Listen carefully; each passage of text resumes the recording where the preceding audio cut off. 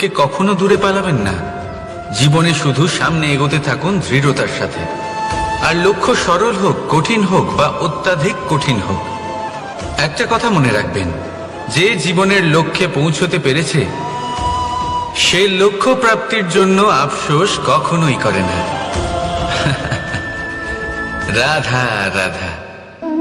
ধৈর্য। এই ধৈর্য কি? কোনো গুণ, কোনো অনুভূতি, কোনো দৃষ্টিভঙ্গি? আমার জন্য ধৈর্য এক বাহন। আপনি হয়তো ভাবছেন এই কেমন বাহন? বাহন তো ঘোড়া হতে পারে, হাতি হতে পারে, উটও হতে পারে, কিন্তু ধৈর্যকে বাহন বানানো মানে? চলুন আপনাকে একটা কথা বোঝাই। পৃথিবীতে এমন কোনো বাহন নেই যে তার আরোহীকে আছড়ে ফেলেনি। সেটা উট হোক বা হাতি হোক বা ঘোড়া হোক, চলতে চলতে কখনো নড়বড় করেই বসে। তারপর সেই আরোহী পড়ে কারোর পায়, তারপর পড়ে তার নিজের নজরে। কিন্তু ধৈর্যরূপী বাহন কখনো কাউকে ফেলে না, কখনো না। না সেই আরোহী কারোর পায়ে পড়ে, আর না তো নিজের নজরে। কারণ ধৈর্য আপনাকে বিবেক প্রদান করে, বিবেক আপনাকে পরিকল্পনায় সাহায্য করে, আর পরিকল্পনা প্রদান করে আপনাকে শক্তি, আপনার লক্ষ্যের দিকে অগ্রসর হওয়া। বুঝলেন? ধৈর্যকে সঙ্গে রাখুন, নিজেকে আরো ধৈর্যশীল করে তুলুন। এই ধৈর্যের সাহায্যে আরোহণ করে দেখুন কিভাবে এই বাহন আপনাকে আপনার গন্তব্যে পৌঁছে দেবে। রাধা রাধা। সংসারে এমন একটা ভ্রান্ত ধারণা রয়েছে যে সবকিছু ভাগ্যের দ্বারা পাওয়া যায়, কিন্তু ভাগ্য, প্রারব্ধ এ তো সকলের জন্যই সমান হয়। এটা তো ব্যক্তির উপরে নির্ভরশীল হয়, তার আকাঙ্ক্ষার উপরে নির্ভরশীল হয়, বাসনার উপরে নির্ভরশীল হয়, স্বভাবের উপরে নির্ভরশীল হয় যে উনি সেটা নিয়ে কি করেন। দেখুন, এই প্রসাদ কিন্তু সকলকেই দেওয়া হয়, কিন্তু তা গ্রহণ করবেন কিভাবে সেটা ব্যক্তির উপরে নির্ভর করে। আপনাকে এক উদাহরণ দিই। যেমন ধরুন, দুজন মানুষকে আমি একটা করে মাটির ডেলা দিলাম, সেটা নিয়ে তারা কি করবেন? একজন মানুষ তার ছোট ছোট ডেলা বানাবেন আর পথযাত্রীদের ওপরে ছুঁড়ে মারবেন, হাসি ঠাট্টা করবেন, তাদের বস্ত্র নোংরা করে দেবেন, সেটাতেই উনি আনন্দ পাবেন। অন্যদিকে দ্বিতীয় ব্যক্তি সেই মাটির ডেলা দিয়েই নিজের জন্য একটা কুঁড়ে ঘর বানাবেন। সেই কুঁড়ে ঘর যা রোদেতে, বৃষ্টিতে, ঝড়ে তাকে সুরক্ষিত রাখবে। অনুভূতি। এই অনুভূতি বদলাতে শিখুন। এই অনুভূতি অত্যন্ত গুরুত্বপূর্ণ। ভালোবাসাতেও এই অনুভূতি হলো অত্যন্ত গুরুত্বপূর্ণ। ভালোবাসা সে বন্ধুর সাথে হোক, মা বাবার সাথে হোক, ভাই বোনের সাথে হোক, স্ত্রীর সাথে হোক, যে কারোর সাথে হোক। মনে রাখবেন, এই হলো সেই অনুভূতি যা আপনার ভাগ্য নির্ধারণ করে থাকে। তাহলে আসুন আমার সাথে প্রেমের অনুভূতি নিয়ে বলুন, রাধা রাধা। লক্ষ্য, পথ আর সাফল্য, এই তিনটেই একে অপরের সাথে জড়িত, কিন্তু অনেকবার মানুষ এদের ঠিকভাবে বুঝতে পারেন না। তারা ভাবেন যে যেরকম লক্ষ্য হবে সেরকমই পথ হবে, সেই মতোই লক্ষ্য কঠিন হলে পথ কঠিন হবে, লক্ষ্য সরল হলে পথও সরল হবে। যদি আপনাকে আসল সত্যের সাথে অবগত করাই, তাহলে দেখবেন সবকিছুই এর উল্টো। লক্ষ্য নিজের পথ বানায় না, পথ সেটাই যেটা আপনি স্বয়ং নির্বাচন করে আপনি নিজে বানান। সেই অনুসারেই আপনি আপনার লক্ষ্যে পৌঁছতে পারবেন। সেই জন্য জীবনে যখনই লক্ষ্যে পৌঁছানোর পথের বিষয়ে আপনি কোনো সিদ্ধান্ত নেবেন, তাহলে তা ভেবে চিন্তে নেবেন, কারণ এই পথ অত্যন্ত গুরুত্বপূর্ণ। পথ যদি শুভ হয়, তাহলে লক্ষ্য আপনা থেকেই শুভ হয়ে যায়। তাহলে আসুন আমার সাথে ভালোবেসে বলুন, রাধা রাধা। ভাগ্য আর কর্ম, এই দুই এমন শব্দ যাকে ঘিরে সমগ্র সংসার। কেউ বলে আমার ভাগ্যে এটা ছিল না, যা পেলে আমার জীবন অন্যরকম হতো। কেউ বলে আমার গত জন্মের কর্ম নিশ্চয়ই এমন ছিল, যে কারণে এই জন্মে এরকম ভাগ্য পেয়েছি আমি। এসব বাদ দিন আর একবার শান্ত চিত্তে ভাবুন, আপনি বুঝতে পারবেন যে ভাগ্য আর কর্ম এই দুই এই জন্মের তফাৎ শুধুমাত্র এটাই যে যদি ভাগ্যের কথা বলা হয় তাহলে আপনি এই ভাগ্যের থেকে যত বেশি আশা করবেন তত বেশি নিরাশ হবেন আপনি। কারণ এই আশা আপনাকে কর্ম করা থেকে আটকায়। যদি কথা বলা হয় কর্মের, তাহলে নিজের কর্মের প্রতি যত বিশ্বাস রাখবেন তত বেশি সফলতা আপনার কাছে আসবে। তাই একটা কথা মনে রাখবেন, ভাগ্য আপনার কর্ম নির্ধারণ করে না, কিন্তু আপনার কর্ম আপনার ভাগ্যকে অবশ্যই নির্ধারণ করে। রাধা রাধা নাম কত সাধারণ একটা বিষয়। প্রত্যেক মানুষ যে জন্ম নেয় তাকে একটা নাম দেওয়া হয়, যা সে পেয়ে থাকে তার মাতা পিতার দ্বারা, না হলে তার গুরুর দ্বারা, বা কোনো আত্মীয়ের দ্বারা, বা কোনো কাছের মানুষের দ্বারা। এই নামের সাথেই সে আস্তে আস্তে বেড়ে ওঠে। কিন্তু এটাই কি সেই নাম? এই নামই কি সবকিছু? কখনোই নয়। একটা নাম সেটা যা আপনি জন্মের সময় লাভ করেন, যে নামে আপনি কর্মের পথে অগ্রসর হন। আরও একটা নাম সেটা যা আপনি আপনার কর্মের দ্বারা অর্জন করেন, আর এই নামেই আপনাকে সবাই যুগ যুগ ধরে মনে রাখে। আপনার আসল নাম সেটা নয় যা আপনাকে জন্মের সময় দেওয়া হয়েছিল। আপনার আসল নাম সেটা যেটা আপনি আপনার কর্ম দ্বারা লাভ করেছেন, কারণ সেই লাভের পেছনে প্রচুর প্রয়াস লুকিয়ে থাকে, অনেক পরিশ্রম লুকিয়ে থাকে। কিন্তু যদি আপনি চান যে মানুষ আপনার নাম মনে রাখে, তাহলে আপনাকে কর্মের পথে অগ্রসর হতেই হবে। শুভ কর্ম করতে হবে, অনর্গল চেষ্টা করে যেতে হবে, মহান কাজ করতে হবে। আর বিশ্বাস করুন, আপনি একটা মহান নামের ফল অবশ্যই লাভ করবেন। রাধা রাধা। আমি এখানে একা এই বনে বসে আছি, বাঁশি বাজাচ্ছি। কার জন্য? কে আছেন এখানে? কেউ নেই।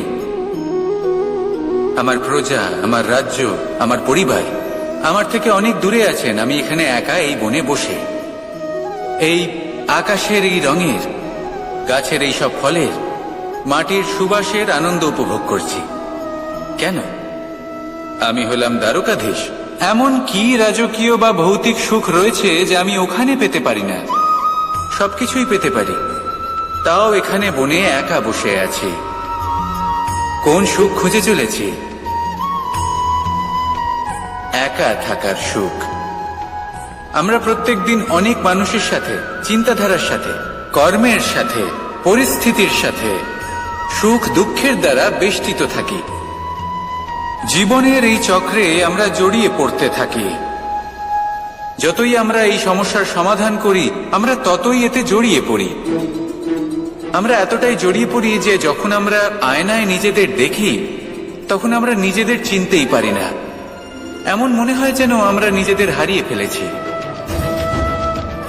সেই জন্য প্রত্যেক দিন আপনি কিছু সময় নিজের সাথে কাটান একান্তে। এটা অত্যন্ত আবশ্যক। নিজের অস্তিত্বের গভীরে গিয়ে দেখতে শিখুন, নিজেকে বুঝুন। অদ্ভুত শান্তির অনুভূতি হবে।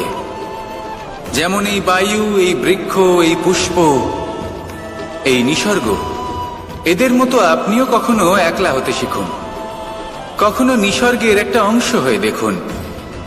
এই মন প্রসন্ন হয়ে বলবে রাধা। একবার একটা শেয়াল বনে বিচরণ করছিল। ও একটা ছোট্ট শাবক দেখতে পেল। ও ভাবল, আজ একেই আমি খাবার হিসেবে গ্রহণ করব। আশেপাশে দেখলো কেউ দেখছে না তো, কেউ ছিল না। আর সেই শাবকের ওপর আক্রমণ করল, যা হলো একটা ঘোর অপরাধ। বনের নিয়ম অনুসারে আপনি কখনোই শাবকের ওপর আক্রমণ করতে পারেন না। তারপর এই খবরটা যখন রাজা সিংহ জানতে পারলেন, সভার আয়োজন করলেন। কিন্তু সেখানে শেয়াল বলল, আমি তো এরকম কিছু করিনি। কিন্তু যদি আপনি এরকম বলেন, কোনো প্রমাণ দিন, এর কোনো সাক্ষী আছে? তখন রাজা সিংহ পেঁচাকে ডেকে পাঠালেন, যে সেই মুহূর্তে বৃক্ষের শাখার ওপর বসেছিল সে সব কিছু দেখেছিল। প্যাঁচা সব সত্যি কথা বলল, আর শেয়ালকে মৃত্যুদণ্ড দেয়া হলো। এবার এই কাহিনী আমি আপনাকে কেন শোনালাম? কারণ মানুষও কখনো কখনো এরকম কর্ম করেন যা শিয়াল করেছে। এটা ভাবেন কেউ দেখছে না যখন আমি অনুচিত কর্ম করতেই পারি, কিন্তু না, আপনি যাই করুন না কেন কেউ না কেউ অবশ্যই তা দেখছে। কোনো ব্যক্তি না হলেও কোনো প্রাণী, না হলে কোনো যক্ষ বা দেব বা প্রেত। যদি এনারা কেউ না দেখেন তাহলে ধরিত্রী মাতা দেখেন, যেখানে দাঁড়িয়ে আপনি সেই কর্ম করছেন, তাই না? তাই একটা কথা সবসময় মনে রাখবেন, কে দেখছেন কে দেখছেন না সেই বিষয়ে ভাবা ছেড়ে দিন। এটা খুব সহজ কথা। আপনি যদি উচিত কর্ম করেন উচিত ফল পাবেন, যদি অনুচিত কর্ম করেন তাহলে আপনি অনুচিত ফল অবশ্যই পাবেন। সেই জন্য উচিত পথে চলতে থাকুন, উচিত কর্ম করতে থাকুন, আর আমার সাথে ভালোবেসে বলুন রাধা রাধা। বাহ, পুষ্পের সুবাস আমার খুব ভালো লাগে। অত্যন্ত সুন্দর হয় এই পুষ্প। এইভাবে চারিদিকে পুষ্প দেখে মন আনন্দিত হয়ে ওঠে। এবার আপনারা ভেবে দেখুন, আমার চারিদিকে পুষ্প নয় আগুন আছে, তাহলে কি হবে? আমার শরীর কি জ্বলে যাবে না? অবশ্যই জ্বলবে। শরীরকে কি আগুনের তাপ সহ্য করতে হবে না? অবশ্যই সহ্য করতে হবে। এটাই হলো প্রকৃতির নিয়ম। এই নিয়ম কিন্তু আমরা সবাই জানি, কিন্তু আমাদের মধ্যে বেশিরভাগ মানুষ এই বিভ্রান্তি নিয়ে বাঁচি যে এই যে প্রকৃতির নিয়ম তা আমার ওপর প্রযোজ্য নয়। তা কিন্তু নয়। আমাদের চতুর্দিকে এই যে নিসর্গ রয়েছে, আমরা তার কতটা ক্ষতি করি সেটা একবার ভেবে দেখুন। আমরা বনাঞ্চল জ্বালিয়ে দিই, বায়ু দূষিত করি, জল দূষিত করি, প্রাণীদের হত্যা আমরা করি। কেন? এই নিসর্গ আমরা নষ্ট করি, যদিও আমরা জানি যে আমরাও হলাম এই নিসর্গেরই অংশ। এবার দেখুন, শরীরের কোনো অংশে যদি আগুন ধরান, আস্তে আস্তে সমস্ত শরীরও জ্বলে যাবে। সেইভাবেই নিসর্গ যদি নষ্ট হয়ে যায় তাহলে মনুষ্য জাতিও নষ্ট হয়ে যাবে। তাই এই যে নিসর্গ আপনি দেখছেন, এই পুষ্প, এই বৃক্ষ, বায়ু, জল, এদের সকলকে রক্ষা করুন, নষ্ট নয়। মনে রাখবেন, যদি নিসর্গ থাকে মানুষ থাকবে, যদি নিসর্গ থাকে তাহলেই জীবন থাকবে। আসুন আমার সাথে ভালোবেসে বলুন রাধা রাধা। কারই না পছন্দ বলুন তো? অত্যন্ত সুস্বাদু হয় এই মধু, মিষ্টি খেতে হয় এবং তা শক্তিও প্রদান করে। এবং প্রত্যেকটি মিষ্টি পদার্থের মতোই এতেও খুব তাড়াতাড়ি পিঁপড়ে ধরে যায়। অন্যদিকে যদি নুনকে দেখি, তাহলে বছরের পর বছর রাখলেও এতে পিঁপড়ে ধরে না। এবার যদি কথা বলি বন্ধুত্বের, তাহলে বন্ধুত্ব নুনের মতো হওয়া উচিত, মধুর মতো নয়। যারা সামনে এলে শুধুমাত্র মধুর মধুর কথা বলবে, পরে এতে পিঁপড়ে ধরে যাবে। এটা নুনের মতো হওয়া উচিত। প্রকৃত বন্ধু হলো সে যে সময় এলে পরে আপনার সামনে আপনার প্রকৃত সত্য তুলে ধরবে, তা সে যতই কঠিন হোক না কেন। আপনার দোষ, আপনার অপগুণ, আপনার খামতি আপনাকে বলতে পারবে, যাতে আপনি সেগুলো শুনে মেনে নিয়ে তারপর নিজেকে শুধরোতে পারেন। এটাই হলো প্রকৃত বন্ধুত্ব। কখনো নিজের জীবনের আশেপাশে মন দিয়ে দেখবেন, অনেক সময় এমন মানুষ থাকেন, অনেক বন্ধু থাকেন, যাদের দেখে আমাদের মনে হয় যে এনারা খুব কঠোর, এনাদের কথা খুব কটু। কিন্তু বেশিরভাগ এমন মানুষের মনটা যদি বুঝতে পারেন, তাহলে দেখবেন তাতে কোনো মালিন্য নেই। এনাদের মন অত্যন্ত পবিত্র হয়। যদি আপনার জীবনেও এমন কোনো ব্যক্তি থেকে থাকে, এমন বন্ধু থাকে, তাহলে তাদের আগলে রাখুন আর আমার সাথে ভালোবেসে বলুন রাধা রাধা। যতক্ষণ আমরা এই সংসারে জীবিত, ততক্ষণ আমাদের সাথে সবকিছু থাকে। আমাদের ধন, সুখ স্বাচ্ছন্দ্য, আমাদের মিত্রগণ, আমাদের পরিবার, এই সমাজ, এই সবকিছু আমাদের সাথে থাকে। যেদিন আমরা এই সংসারকে ত্যাগ করব, এদের মধ্যে কেউ আমাদের সাথে যাবে না। না ধন, না স্বাচ্ছন্দ্য, না সম্পত্তি। এই সকল মানুষ, এই সমাজ, এরা শুধুমাত্রই শ্মশান পর্যন্ত আমাদের সাথে থাকতে পারবেন। তারপরে যদি আমাদের সাথে কিছু যেতে পারে তাহলে তা শুধুই আমাদের ধর্ম। আর এই সংসারে আমরা নিজেদের যে সুনাম রেখে যাই সেটা সম্ভব শুধুমাত্র কর্মের দ্বারা। সেই জন্য সংসারে যতদিন পর্যন্ত জীবিত আছেন, যদি কিছু অর্জন করতে চান তাহলে ধর্ম অর্জন করুন, ধর্মের বিষয়ে স্পষ্টতা অর্জন করুন এবং কর্ম অর্জন করুন। এটাই হবে আপনার অতীত এবং এটাই হবে আপনার ভবিষ্যৎ, এবং এটাই সকলকে প্রেরণা প্রদান করবে। আসুন আমার সাথে ভালোবেসে বলুন, রাধা রাধা। যখনই কোনো যাত্রায় যাব বলে মনে করি তখনই আমরা প্রস্তুত থাকি আসন্ন বিপদের জন্য বা সংকটের জন্য। যেমন যদি আমাদের মনে হয় যে আজকের পরিবেশ খুব ঠান্ডা হবে, তাহলে আমরা গরম বস্ত্র ধারণ করি বা সেটাকে সাথে নিয়ে যাই। যদি মনে হয় যে বৃষ্টি হতে পারে বা বৃষ্টি হয়ে চলেছে আমরা দেখছি, তাহলে আমরা একটা ছাতা সাথে নিয়ে নিই। আমরা প্রস্তুত থাকতে চাই এবং এটাই উচিত, এবং সেই কারণেই আমরা যাত্রায় সাফল্য লাভ করি। কিন্তু যদি আমরা কথা বলি জীবনযাত্রা নিয়ে, যা কিনা সব থেকে বেশি গুরুত্বপূর্ণ, তাহলে তার জন্য আমরা পূর্ণরূপে প্রস্তুত থাকি না। আশেপাশের মানুষ, এই সমাজ, আমাদের সাথী, আমাদের মিত্ররা যে কোনো মুহূর্তে বদলে যেতে পারেন। সেই জন্য আমরা নিজেদেরকে কখনো সাবধান করি না, কখনোই নিজেদের প্রস্তুত করি না। আমাদের এটা কখনোই মনে হয় না যে এরকম হতে পারে, আর সেই কারণেই শেষে গিয়ে আমরা অত্যন্ত দুঃখ পাই। একটা অমূল্য শিক্ষা আছে যেটা আমাদের লাভ করা উচিত, সতর্ক থাকা উচিত। এই জীবনযাত্রার জন্য শুধুমাত্র এই পরিবেশের বিষয়ে তথ্য সংগ্রহ করা বা তাকে অনুমান করা এটুকু হলেই চলবে না। আমাদের আশেপাশের মানুষজনকে দেখতে হবে, তাদের স্বভাব পরিস্থিতির ওপর নজর রাখতে হবে। যখন তারা রং পাল্টাচ্ছেন নজর রাখতে হবে, তা অত্যন্ত আবশ্যক। পরিবর্তন আপনার জীবনে অবশ্যম্ভাবী, সঠিকভাবে তার সম্মুখীন হন। আসুন আমার সাথে ভালোবেসে বলুন, রাধা। যদি আমি আমার চোখ বেঁধে কোনো একটা নির্দিষ্ট দিকে নিজের সমস্ত শক্তি প্রয়োগ করে ছুটে যাই, তাহলে কি হবে? আমি কোথাও ধাক্কা খেতে পারি, নিজের ক্ষতি করতে পারি, কোথাও পড়ে যেতে পারি, তাই না? অর্থাৎ এটা নিশ্চিত এই কাজ আমার করা উচিত নয়। কিন্তু আজকের দিনে প্রত্যেকটা মানুষ এই কাজই করছেন, তাই না?